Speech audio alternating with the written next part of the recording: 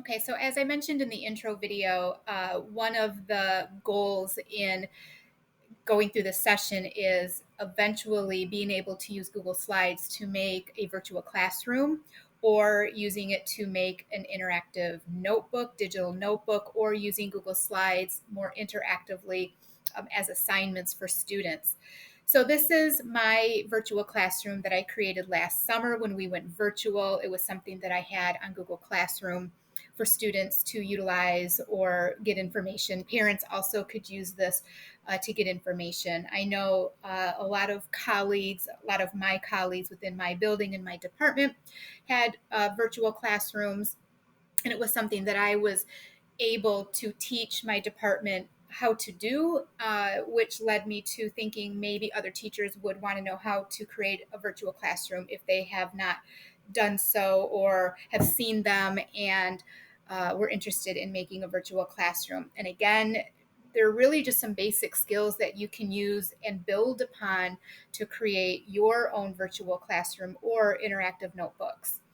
So, lots of things like linking to different slides. So if I click on this door, this actually takes me to the next slide, and I will show you how to do that as well. As you can see, I have a lot of graphics on here, pictures, things are layered. We have a desk behind a chair.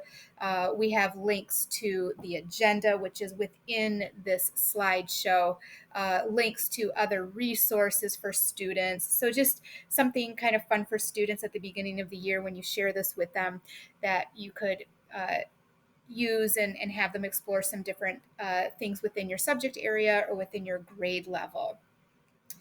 Uh, so as we keep going, we just have different, come on, there we go.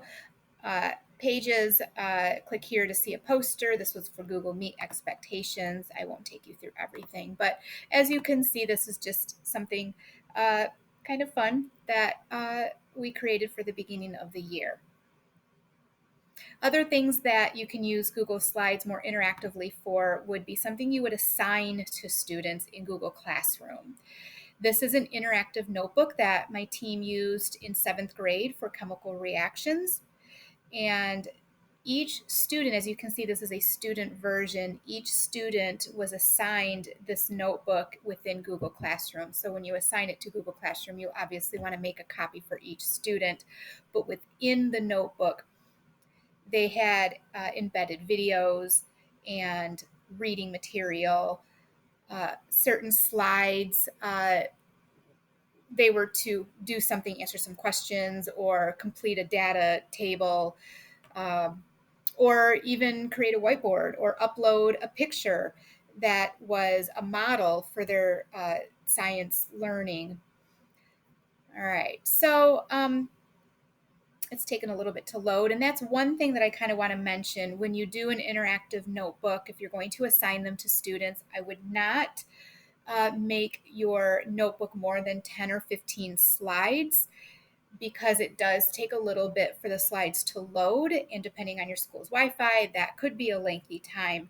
If you have more than 10 or 15 slides that have to load up on every Chromebook, that can get a little bit time consuming.